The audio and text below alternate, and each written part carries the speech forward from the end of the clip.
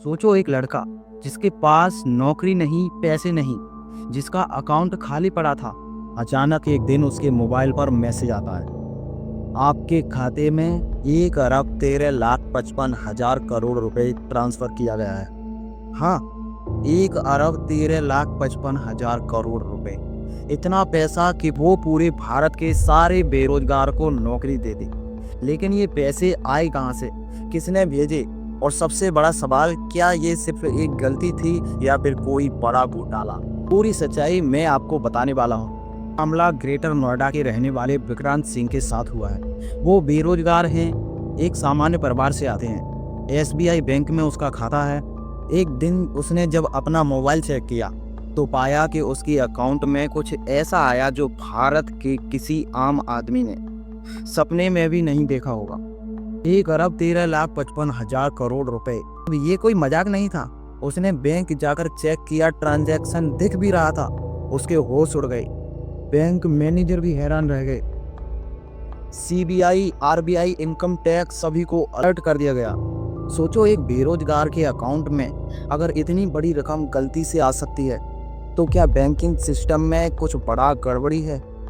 अब यहाँ सबसे बड़ा सवाल ये खड़ा होता है, ऐसी गलती आखिर कैसे हो सकती है? क्या कोई हैकर सिस्टम के साथ खेल कर गया? ये कोई टेस्टिंग ट्रांजैक्शन था। इंडिया का डिजिटल बैंकिंग सिस्टम दुनिया का सबसे तेज सिस्टम में से एक माना जाता है। लेकिन जब ऐसी गलती होती है तो लोगों का भरोसा हिल जाता है। और ये पहली बार नहीं हुआ है, ऐसे कई केस पहले भी आ चुके हैं जब आम आदमी के अकाउंट में अचानक करोड़ों रुपए ट्रांसफर हो गए, फिर रिजर्व हो गए। पर सोचने वाली बात यह है, सिस्टम करोड़ों की गलती कर सकता है, लेकिन नौकरी देने में इतने साल क्यों लग जाते हैं? घटना की खबर न्यूज चैनल पर फ्लैश हुई, 2 दिन वायरल भी हो रही, फिर गायब। ना कोई इंक्वायरी रिपोर्ट सामने आई, ना आरबीआई ने कोई डिटेल्ड क्लैरिफिकेशन दिया।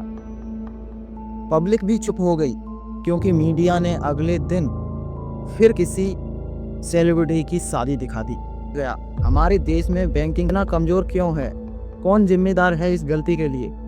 क्या विक्रांत को कॉम्पेंसेशन मिलना चाहिए? और क्या आम आदमी की सुरक्षा सिर्फ एटीएम पिन तक सीमित है?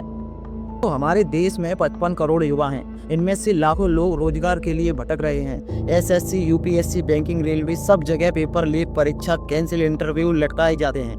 वो लड़का खुश हो सकता था उस पैसे को देखकर, उसे पता था ये पैसा उसका नहीं है। वे युवा ईमानदार हैं, मेहनती हैं, पर सिस्टम उन्हें मौका नहीं देता। यही कोरेट एक्शन है आज के भारत की। सिस्टम गलती कर सकता है पर सुधार नहीं करता। यूथ चुप है, क्यों? उसकी बजाय उसकी आवाज दबाई जाती है।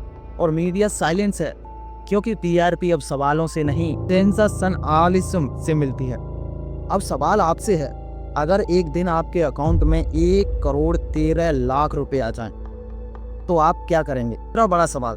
क्यों हम बेरोजगारी की चर्चा छोड़कर वायरल खबरों के पीछे भागते हैं? क्या हमें नहीं पूछना चाहिए सरकार से, सिस्टम से, बैंक से, कि जब आप गलती से अरबों रुपए भेज सकते हो तो युवाओं को रोजगार क्यों नहीं दे सकते? अगर ये पैसा तुम्हारे अकाउंट में आता तो तुम क्या करते? और क्या तुम सिस्टम पर अब भी भरोसा कर? लाइक करें, शेयर करें और आवाज उठाओ, क्योंकि सिस्टम तभी जाता है जब हम सवाल करते हैं।